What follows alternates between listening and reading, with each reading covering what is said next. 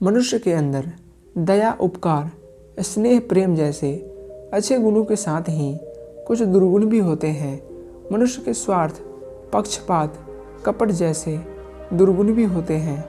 धार्मिक ग्रंथों में कहा गया है कि जो जैसा करता है वैसा ही फल भोगता है। कर्म से ही भाग्य का निर्णय होता है। आप दूसरों के साथ गलत व्यवहार करते हैं तो आपको दूसरे जन्म में उसका फल भोगना ही पड़ता है।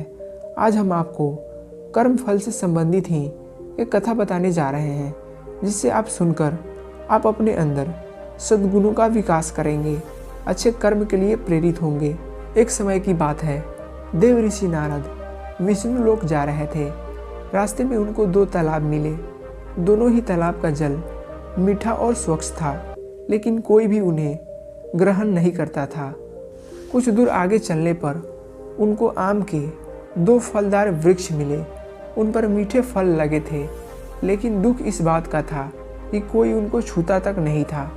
नारद जी बड़े सोच में पड़ गए। अपने मार्ग पर आगे जा रहे थे, तभी रास्ते में 2 गाय दिखी। उन दोनों ने नारद जी को बताया कि वे बहुत दुखी हैं, क्योंकि उनका दूध तो बछड़ा भी नहीं पीता है। यह सभी बातें सोचते हुए नारद जी भगवान विष्णु के पास पहुँचे।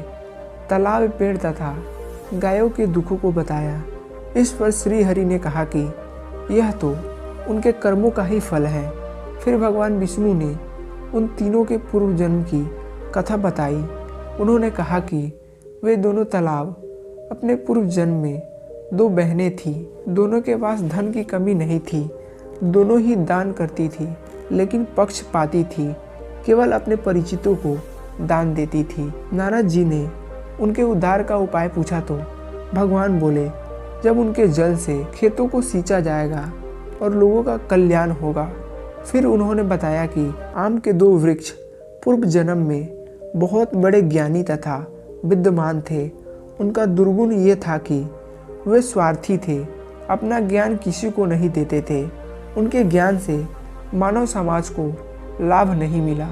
विष्णु जी ने कहा कि उन दोनों वृक्ष का उद्धार तभी होगा जब उनके फलों के बीज से बाग लगाए जाएंगे, उसके फल दूसरों को खाने को मिले। ऐसे ही उन्होंने 2 गायों के बारे में भी बताया। वे दोनों गाय पूर्व जन्म में महिला थी। वे केवल अपने पति तथा बच्चे का ही ध्यान रखती थी। वे दोनों संकीर्ण सोच की थी, उनमें छल कपट था। उन दोनों गायों का दूध जब निर्मल, रोगी और गरीब बालकों को पीने के लिए मिलेगा तो उनका भी उद्धार हो जाएगा। ये बातें सुनने के बाद नारद जी उन तीनों के पास बारी बारी से गए और उनके उद्धार का उपाय बताया। फिर तीनों ने बताए अनुसार ही व्यवहार किया, जिसके बाद उनका उद्धार हो गया तथा दुख दूर हो गया। तो दोस्तों, कैसी लगी ये वीडियो अच्छी लगी तो चैनल को सब्सक्राइब करना एंड लाइक करना। मिलते हैं अगली वीडियो में, तब तक के लिए जय हिंद।